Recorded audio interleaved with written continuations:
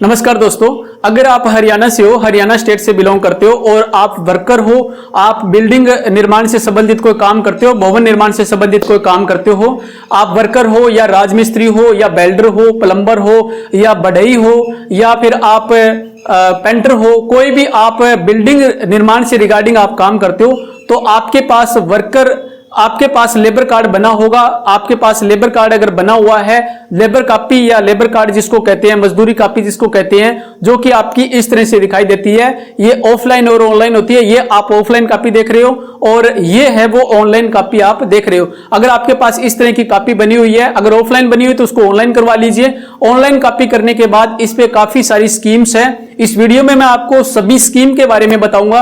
अगर आप वर्कर हो तो आपको सभी स्कीम के बारे में पता होना चाहिए। उसके लिए क्या क्या एलिजिबिलिटी होती है, कौन कौन सी स्कीम आप अप्लाई कर सकते हो, किस स्कीम पे आपको कितना लाभ मिलता है, इस बारे में मैं आपको कंप्लीट जानकारी इस वीडियो में बताऊंगा, ताकि आपको इस बारे में अवेयरनेस हो और आप हरियाणा सरकार की ये स्कीम है, उस स्कीम का आप लाभ है वो ले सकते हो। इन स्कीम के द्वारा आपको आर्थिक सहायता मिलती है BOCWW बोर्ड की तरफ से, building and other construction welfare board के द्वारा आपको सहायता मिलती है। आपको अगर स्कीम्स के बारे में अवेयरनेस होगी तो आप इन स्कीम्स के लिए अप्लाई कर पाओगे। तो स्कीम्स की डिटेल में जानकारी के लिए चलते हैं लैपटॉप स्क्रीन पे। तो अभी जो आप देख रहे हो ये लेबर कॉपी पे जितनी स्कीम मिलती है उसकी ये लिस्ट है जो आप अभी देख रहे हो। यहाँ पे लगभग 29 स्कीम है लेबर कॉपी पे, जिसका आप लाभ है वो ले सकते हो। अगर आपके पास लेबर कार्ड बना हुआ है, आपका लेबर कार्ड ऑनलाइन है, तो आप खुद ही इन स्कीम को देख सकते हो। आप यूजर आईडी पासवर्ड लगा के लॉगिन कर लीजिए। लॉगिन करने के बाद आपको स्कीम लिस्टिंग है, इस पे आपको आना है। स्कीम लिस्टिंग पे आके और आप यहाँ पे 1 बाय 1 करके सभी जो स्कीम है वो आप यहाँ से चेक कर सकते हो। अभी मैं आपको 1 बाय 1 करके इन स्कीम के बारे में बता देता हूँ और इसके लिए आपको आवेदन कैसे करना है वो भी मैं आपको बता देता हूँ। डिटेल में मैं आपको कौन सी स्कीम के लिए कैसे आवेदन करना है, आवेदन करने के बारे में डिटेल में मैं आपको किसी नेक्स्ट वीडियो में बताऊंगा। अभी मैं आपको इस पे कितनी स्कीम है और आपको कौन कौन सी स्कीम पे कितना लाभ मिलता है और कौन कौन एलिजिबल होता है, इस बारे में इस वीडियो में आपको बताऊंगा। तो अभी हम 1 बाय 1 करके इन सभी स्कीम के बारे में जानकारी है वो चेक करते हैं। सबसे पहले यहाँ पे जो स्कीम है वो बच्चों की शादी पर वित्तीय सहायता स्फूर्ति, शादी के 3 दिन पूर्व। अगर कोई वर्कर है, उसने अपनी लड़की की शादी की है तो शादी करने पे उसको 50,000 रुपए की सहायता है वो बोर्ड के द्वारा मिलती है। ये जो स्कीम है आप अभी देख रहे हो, बच्चों की शादी पर वित्तीय सहायता, जो कि 1 नंबर पे है। ये स्कीम लड़की की शादी से 3 दिन पहले आपको आवेदन करना होता है और आपको 50,000 रुपए की सहायता इसमें मिलती है। ये जो स्कीम है 50,000 रुपए वाली जो स्कीम है, इसका आवेदन आप लड़की की शादी होने के बाद भी कर सकते हो, क्योंकि इस स्कीम के तहत लड़की की शादी पर जो बोर्ड के द्वारा है वो 1,01,000 रुपए की सहायता मिलती है। इसकी जो दूसरी स्कीम है कन्यादान की स्कीम, उसका आवेदन आपको शादी के बाद करना होता है। तो इन दोनों स्कीमों का, शादी सहायता स्कीम का और कन्यादान स्कीम का, दोनों का आप आवेदन है वो शादी के बाद भी कर सकते हो, 3 दिन पहले भी आप कर सकते हो। उचित ये रहेगा ज्यादा कि आप शादी के बाद दोनों स्कीमों का साथ में आवेदन कर सकते हो। आपको शादी रजिस्टर्ड करवानी है, सर्टिफिकेट लगाना है और बाद में आवेदन कर सकते हो। अगर आप पहले करना चाहते हो तो आप यहाँ से आवेदन कर सकते हो। आपको व्यू डिटेल पे आना है। व्यू डिटेल पे आके आपको यहाँ पे सेंड OTP करना है। आपका जो फैमिली आईडी में रजिस्टर्ड नंबर है उस पर एक OTP मैसेज आएगा और वो मैसेज आपको फिल करना है और आगे प्रोसेस करना है। अभी मैं आपको यहाँ पे स्कीम के बारे में बता रहा हूँ। ये शादी सहायता हेतु स्कीम है और 50,000 रुपए की इसमें आपको जो लाभ है वो मिलता है। इसमें जो लाभार्थी है यानी कि जो वर्कर है उसकी सदस्यता 1 साल होनी चाहिए। लेबर कॉपी बने हुए 1 साल का समय होना चाहिए। कॉपी उसकी रिन्यू होनी चाहिए और रिन्यू होने के बाद आप इसके लिए आवेदन कर सकते हो। इसके बाद आगे जो स्कीम है वो शिक्षा के लिए वित्तीय सहायता, यानी कि बच्चों को पढ़ाई के लिए वित्तीय सहायता दी जाती है बोर्ड के द्वारा। जो वर्कर है उसका कोई लड़का या लड़की छात्रा पढ़ाई कर रहा है तो उसको 8,000 रुपए से लेकर के 20,000 रुपए तक की आर्थिक सहायता दी जाती है। इस स्कीम का आवेदन करने के लिए सामने आपको व्यू डिटेल दिखाई दे रहा है, यहाँ पे आपको क्लिक करना होता है और उसके बाद इस तरह का पेज खुलता है। यहाँ पे आप आवेदन कर सकते हो। यहाँ पे आप प्राथमिक कक्षा का बच्चा है, अगर पहली कक्षा से लेकर 8वीं कक्षा में पढ़ाई कर रहा है तो कक्षा पास करने के बाद उसको 8,000 रुपए की सहायता मिलेगी। अगर बच्चा 9वीं क्लास से 12वीं कक्षा में है या फिर ITI कर रहा है या कोई और कोर्स कर रहा है, पॉलिटेक्निक वगैरह, तो उसको यहाँ पे 10,000 रुपए की सहायता मिलेगी। अगर बच्चा ग्रेजुएशन कर रहा है, ग्रेजुएशन के पहले साल, दूसरे साल या अंतिम वर्ष में है तो उसको 15,000 रुपए मिलेंगे। और अगर पोस्ट ग्रेजुएट कर रहा है यानी कि MA की पढ़ाई कर रहा है तो उसको 20,000 रुपए की सहायता है वो मिलती है। इससे संबंधित डॉक्यूमेंट, उसको पढ़ाई से संबंधित डॉक्यूमेंट लगाने होते हैं, डेट ऑफ बर्थ से संबंधित डॉक्यूमेंट बच्चे के लगाने होते हैं। वर्कर है वो 1 साल, उसकी कॉपी बने हुए 1 साल होना चाहिए, रिन्यू होना चाहिए। इसके आगे तीसरी जो स्कीम है वो है प्रोफेशनल टेक्निकल कोर्स के लिए वित्तीय सहायता। यहाँ पे आपको 2,000 रुपए से लेकर 2 लाख रुपए तक की सहायता मिलती है। ये स्कीम है वो अगर बच्चा कोई प्रोफेशनल कोर्स करता है या टेक्निकल कोर्स करता है तो उसके लिए मिलती है। आपको यहाँ से आवेदन करके आप डिटेल देख सकते हो। इस योजना के तहत अगर बच्चा कोई प्रोफेशनल कोर्स कर रहा है, टेक्निकल कोर्स कर रहा है, अगर वर्कर का बच्चा कोई टेक्निकल कोर्स कर रहा है तो जो खर्चा होता है, दाखिला फीस होती है, ट्यूशन फीस होती है, परीक्षा फीस होती है, ये जो सारे खर्चे होते हैं वो बोर्ड वहन करेगा। और यहाँ पे आपको डिटेल दी हुई है, डिटेल आप यहाँ से पढ़ लीजिए कैसे आवेदन करना है। आवेदन करने के लिए आपको सेंड OTP करके और आपको आवेदन करना होता है। वही स्कीम, बाकी कंडीशन वही होती है। जो वर्कर है वो 1 साल सदस्यता होनी चाहिए उसकी और कॉपी उसकी रिन्यू होनी चाहिए। इसके बाद है नेक्स्ट कामगार के मेधावी छात्रों के लिए प्रोत्साहन राशि। यहाँ पे अगर वर्कर है उसका कोई बेटा या बेटी छात्र छात्रा है वो 10वीं या 12वीं कक्षा की पढ़ाई कर रहा है और उसने अच्छे अंकों से उत्तीर्ण की है तो उसको 21,000 रुपये से लेकर के 51,000 रुपये की मेधावी छात्रवृत्ति के रूप में उसको सहायता है वो दी जाती है। इसके लिए अगर बच्चे ने 60% से ऊपर नंबर लिए तो 21,000 रुपये, 70% से ऊपर नंबर लिए 31,000 रुपये, 80% से ऊपर नंबर लिए 41,000 रुपये, 90% से ऊपर नंबर लिए तो 51,000 रुपये। यहाँ पे वही कंडीशन है कि 1 वर्ष की नियमित सदस्यता होनी चाहिए और ये जो राशि है वो वर्कर के जो 3 बच्चे हैं उन तक ये राशि है वो दी जाती है। इसके आगे है विधवा पेंशन स्कीम। विधवा पेंशन स्कीम के तहत यहाँ पे पेंशन दी जाती है। इस योजना के तहत पंजीकृत श्रमिक की विधवा है उसको 3,000 रुपये तक की जो पेंशन है वो पेंशन दी जाती है। यहाँ से आप अप्लाई कर सकते हो। इसके बाद नेक्स्ट है वो है व्यावसायिक तकनीकी संस्थानों में हॉस्टल सुविधा हेतु वित्तीय सहायता। ये जो राशि है वो 20,000 रुपये से लेकर के और 1,20,000 रुपये तक की राशि है वो दी जाती है। हॉस्टल सुविधा के लिए ये राशि है वो दी जाती है। वर्कर का कोई बच्चा अगर व्यावसायिक या तकनीकी संस्थान में अगर व्यावसायिक या तकनीकी कोई कोर्स कर रहा है तो उसको ये सुविधा है वो दी जाती है। 1 by 1 करके जो स्कीम्स है उसके लिए डिटेल में कैसे आवेदन करना है, कौन कौन से डॉक्यूमेंट लगेंगे उसके बारे में मैं आगे वीडियो बनाऊंगा। अभी इसमें कौन कौन सी स्कीम्स मिलती है उसके बारे में अवेयरनेस के लिए मैं आपको ये वीडियो बना रहा हूँ। इसके बाद नेक्स्ट है वो है कोचिंग कक्षाओं के लिए वित्तीय सहायता। अगर वर्कर का बच्चा कोई कोचिंग कर रहा है, व्यावसायिक या टेक्निकल कोर्स के लिए कोई कोचिंग कर रहा है तो उसको कोचिंग के लिए 20,000 रुपये से लेकर के 1 लाख रुपये तक की सहायता है वो दी जाती है। और यहाँ पे इसकी कंडीशन है वो है पंजीकृत श्रमिक का बच्चा अगर व्यावसायिक या तकनीकी कोर्स कर रहा है, कोई डिप्लोमा मेडिकल इंजीनियरिंग का कोर्स कर रहा है तो उसको ये राशि है वो 20,000 रुपये से लेकर के और 1 लाख रुपये तक की राशि है वो दी जाती है।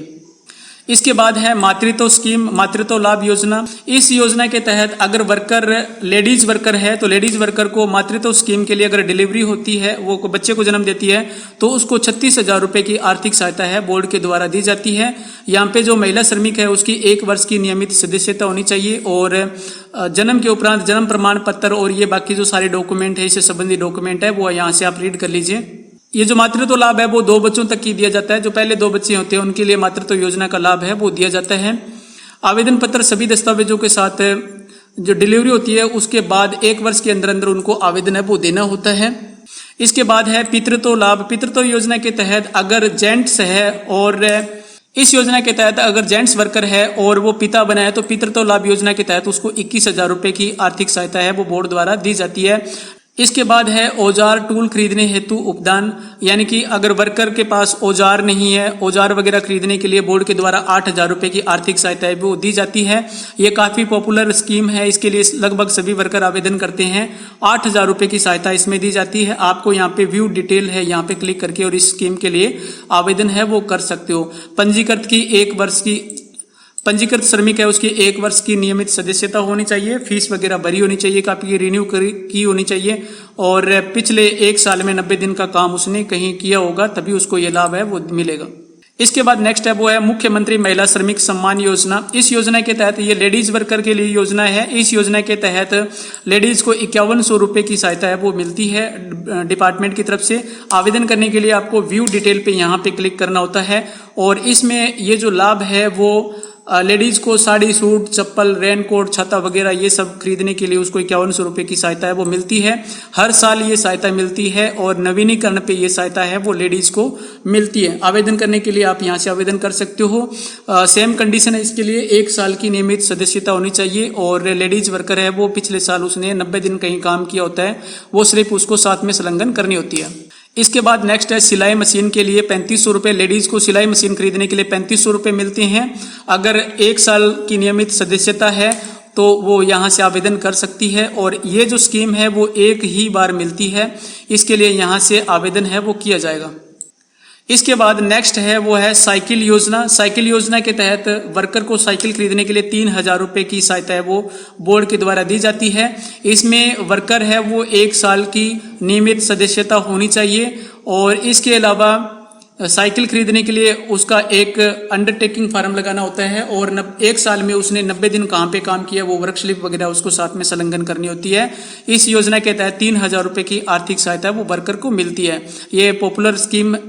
ये काफ़ी पॉपुलर स्कीम है और सभी वर्कर इसके लिए आवेदन भी करते हैं। तो इसमें आवेदन करने के लिए आपको एक अंडरटेकिंग फार्म लगाना है जो कि आपको साइट पे मिलेगा, वहां से आप डाउनलोड कर सकते हो। और इसके साथ साथ आपको पिछले 1 साल में आपने कहाँ पे काम किया हुआ है वो काम की डिटेल वगैरह, वर्क स्लिप वगैरह बनानी है, उसको प्रमाणित करवाना है और प्रमाणित करवा के आपको साथ में संलग्न कर देना है। आपको प्रमाणित करवा के आपको वर्क इन्फॉर्मेशन में उसको अपलोड कर देना है। आपकी सदस्यता 1 साल की आपकी नियमित सदस्यता होनी चाहिए। आपका लेबर अकाउंट है वो रिन्यू होना चाहिए, तभी आपको इस योजना के तहत लाभ है वो दिया जाएगा। इसके बाद नेक्स्ट है कन्यादान योजना। कन्यादान योजना के तहत 51,000 रुपये की सहायता मिलती है। अगर वर्कर ने अपनी बेटी की शादी की है, अगर लड़की की शादी की है तो शादी पर ये 51,000 रुपये की सहायता है वो मिलती है। ये योजना शादी करने के बाद अप्लाई करना ये फार्म। इसके लिए वर्कर को शादी का रजिस्टर्ड करवाना जरूरी है। शादी रजिस्टर्ड होनी चाहिए, 1 साल की नियमित सदस्यता होनी चाहिए और ये जो आवेदन है वो 1 साल के अंदर ही करवाना होता है। और विवाह का पंजीकरण प्रमाण पत्र और बाकी सारे डॉक्यूमेंट है वो आपको साथ में संलग्न करने होते हैं। ये जो स्कीम है इसके तहत आपको 1,01,000 रुपये की सहायता मिलती है। 51,000 रुपये आपको 51,000 रुपये आपको कन्यादान योजना के रूप में और 50,000 रुपये आपको शादी सहायता योजना के रूप में आपको दिया जाता है। आवेदन करने के लिए डिटेल में मैं वीडियो बनाऊंगा, तब आपको इसमें डिटेल में जानकारी आपको उपलब्ध करवाऊंगा।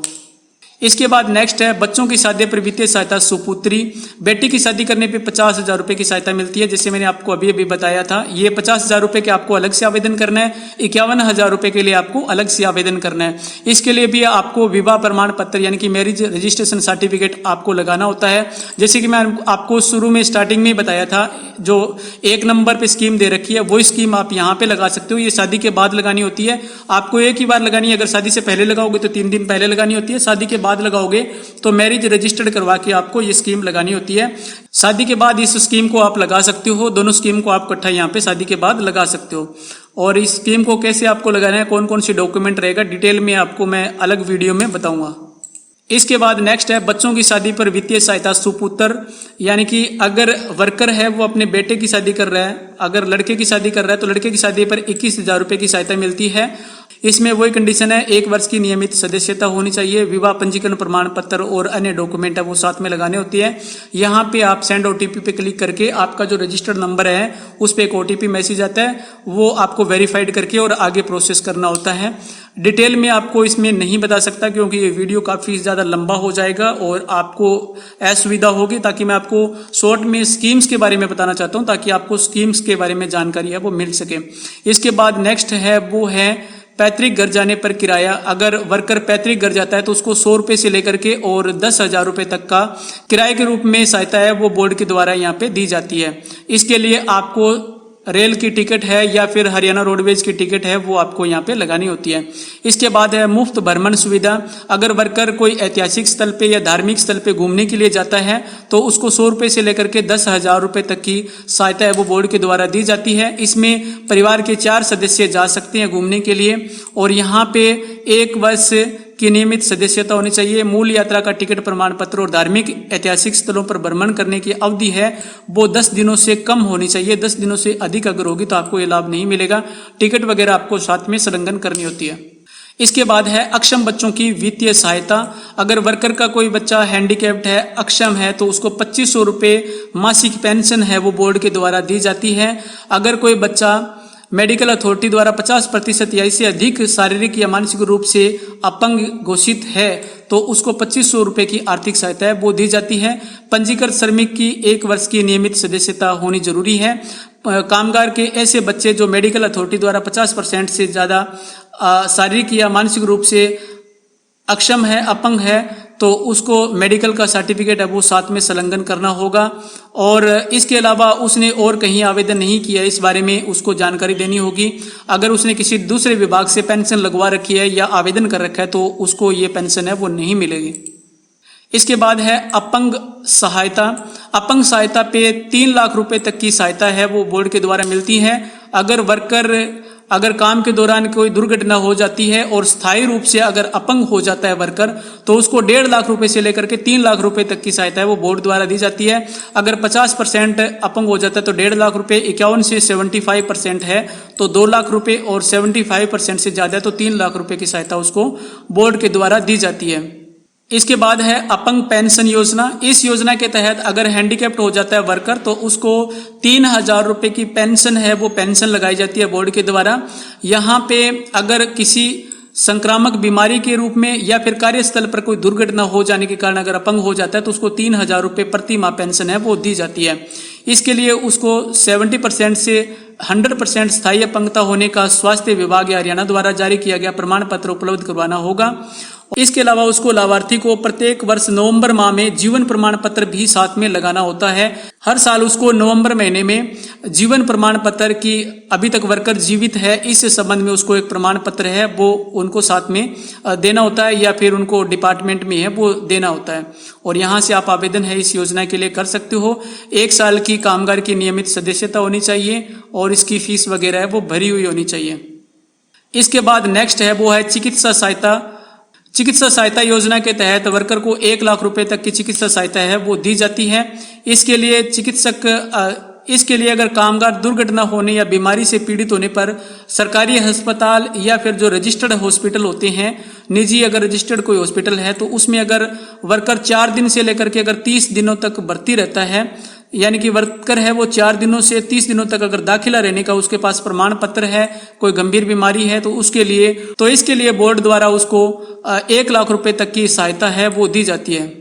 इसके बाद यहाँ पे मकान की खरीद के लिए ऋण, यानी कि वर्कर है उसके पास अगर मकान नहीं है, मकान खरीदना चाहता है तो उसको 2 लाख रुपए तक का ऋण है वो बोर्ड के द्वारा दिया जाता है। और ये जो ऋण है वो ब्याज रहित होता है, ब्याज नहीं लगता है, इस पे ब्याज से मुक्त ऋण ये होता है। 2 लाख रुपए तक का उसको लोन है वो दिया जाता है। इसमें जो कंडीशन है वो सदस्यता 60 वर्ष की आयु होने से 8 वर्ष कम होना चाहिए, यानी कि 52 वर्ष से कम उसकी आयु होना चाहिए। जब वो अप्लाई कर रहा है तो उसकी अधिकतम आयु 52 वर्ष हो सकती है। अगर 52 वर्ष से ज्यादा उसकी आयु होगी तो वो इस योजना के लिए अप्लाई है वो नहीं कर पाएगा।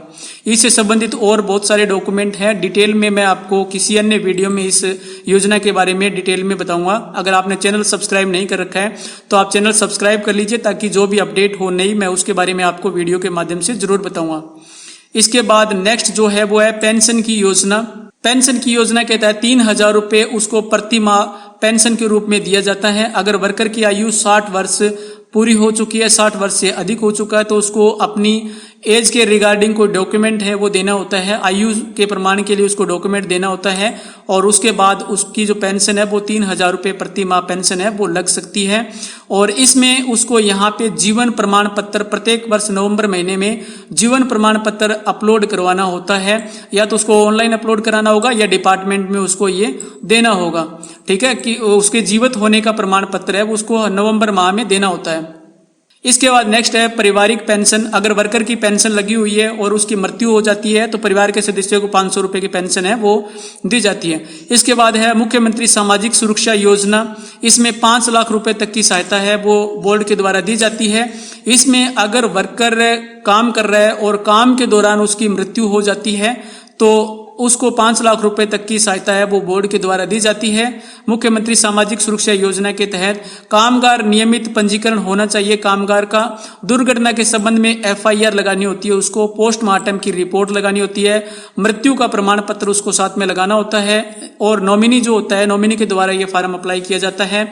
नॉमिनी को नॉमिनी सर्टिफिकेट साथ में लगाना होता है। और संबंधित जो अधिकारी है उसकी जांच उपरांत जो रिपोर्ट होती है वो रिपोर्ट भी साथ में लगानी होती है। इसके अलावा और जो अन्य डॉक्यूमेंट है जैसे पैन कार्ड वगैरह और जो मेडिकल रिपोर्ट वगैरह वो भी साथ में लगाने पड़ सकते हैं। तो ये सारे डॉक्यूमेंट लगाते हैं। अगर FIR वगैरह, पोस्टमार्टम की रिपोर्ट और दुर्घटना के स्थल पर अगर मृत्यु हो जाती है तो बोर्ड के द्वारा 5 लाख रुपए की सहायता है वो वर्कर की फैमिली को, उसके नॉमिनी को वो दी जाती है। इसके बाद नेक्स्ट है 28 नंबर पे 28 नंबर पे मृत्यु सहायता योजना। इस योजना के तहत वर्कर की जो फैमिली है, नॉमिनी है, उसको 2 लाख रुपए दिए जाते हैं। अगर वर्कर की मृत्यु हो जाती है तो इस कंडीशन पे 2 लाख रुपए दिया जाता है। यहाँ पे कामगार की नियमित पंजीकरण होना चाहिए, जो वर्कर है उसका नियमित पंजीकरण होना चाहिए। इसमें डेथ सर्टिफिकेट वगैरह लगाना पड़ता है, नॉमिनी सर्टिफिकेट, उत्तराधिकारी का जो प्रमाण पत्र है वो लगाना होता है। इसके अलावा यहाँ पे पंजीकृत कामगार की पहचान पत्र की सत्यापित प्रति, यानी कि लेबर कॉपी जो बनी हुई है वर्कर की, लेबर कॉपी, लेबर कार्ड जो बना हुआ है उसकी सत्यापित प्रति है वो साथ में लगानी होती है।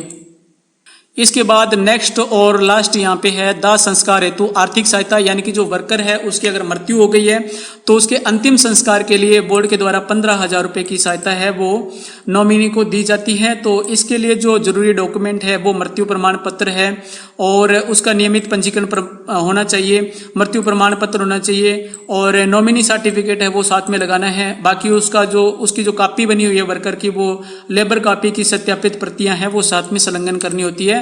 इसके अलावा अन्य डॉक्यूमेंट साथ में लगाने होते हैं। तो डिटेल में मैं आपको अभी जो जितनी स्कीम्स है लेबर कार्ड पे बनी हुई है और जो वर्कर को स्कीम मिल सकती है कि कौन कौन सी स्कीम मिल सकती है, उनके बारे में मैंने आपको यहाँ पे बताया है और मैंने आपको 1 बाय 1 करके और इन स्कीम्स के बारे में बताया। अगर आप खुद ये स्कीम चेक करना चाहते हो तो आपको लॉगिन करना है और स्कीम लिस्टिंग पे जाकर के आप यहाँ पे चेक कर सकते हो। अगर इन स्कीम के बारे में आप चेक करना चाहते हो तो आपको ये साइट विजिट करनी है। ये गवर्नमेंट की ऑफिशियल साइट है hrylabor.gov.in। ये साइट आपको विजिट करना है और यहाँ पे आप देख रहे होंगे HBOCW बोर्ड बेनिफिशियरी लॉगिन। यहाँ पे आके आपको लॉगिन है वो कर लेना है। यहाँ पे क्लिक करोगे, यहाँ क्लिक करने के बाद आपको इस तरह का पेज का इंटरफेस दिखाई देगा। यहाँ सबसे पहले यूजर नेम डालिए, आपकी कॉपी का जो यूजर नेम है और फिर पासवर्ड, और ये जो कैप्चा आपको दिखाई दे रहा है कैप्चा यहाँ पे डालिए और सबमिट करके लॉगिन कर लीजिए। लॉगिन हो जाने के बाद इस तरह से आपको पेज दिखाई देगा। ये होम पेज है आपकी कॉपी का। यहाँ पे आपकी फोटो लगी होती है, यहाँ पे आपका नाम, पता वगैरह यहाँ पे पूरी डिटेल होती है। यहाँ पे आपकी पेमेंट है, रजिस्ट्रेशन डेट है, ये सारी जानकारी आपको यहाँ पे दिखाई देगी। स्टेटस वगैरह यहाँ पे चेक कर लीजिए। स्टेटस आपका अप्रूव्ड होना चाहिए, तब भी आप स्कीम्स के लिए अप्लाई कर सकते हो। स्कीम्स की जांच करने के लिए आपको यहाँ पे स्कीम लिस्टिंग आपको दिखाई दे रही होगी, जो मैं आपको इंडिकेशन कर रहा हूँ अभी। स्कीम लिस्टिंग पे आपको यहाँ पे आना है और उसके बाद आपके सामने यहाँ सभी स्कीम्स है वो आपको यहाँ पे दिखाई दे देगी। यहाँ पे जो पॉपुलर स्कीम्स है जिसके लिए ज्यादातर लोग अप्लाई करते हैं वो औजार खरीदने के लिए, साइकिल खरीदने के लिए और कन्यादान स्कीम्स हो गई, महिला श्रमिक सम्मान योजना स्कीम हो गई और स्कॉलरशिप वगैरह की जो स्कीम्स होगी इसके लिए अप्लाई करते हैं। तो इनके बारे में कैसे कैसे अप्लाई करना है वो डिटेल में आपको आगे मैं वीडियो में बताऊंगा। अगर आपको आगे और वीडियो चाहिए तो प्लीज इस वीडियो को लाइक जरूर कीजिए और आप मेरे को कमेंट में लिख के बताइए कि आपको कौन सी स्कीम के लिए वीडियो चाहिए, ताकि मैं जल्दी उस पर एक अच्छी तरह से वीडियो बना के आपको उपलब्ध करवा सकूं। आपको ये वीडियो कैसे लगा है प्लीज मेरे को कमेंट करके जरूर बताइए। और जो औजार साइकिल के लिए जो स्कीम होती है उसका आवेदन जब आपकी कॉपी को 1 साल हो जाता है बने हुए, उसको रिन्यू करवा के आप आवेदन कर सकते हो और एक बार आवेदन करने के बाद 5 साल तक आप आवेदन नहीं कर सकते हो।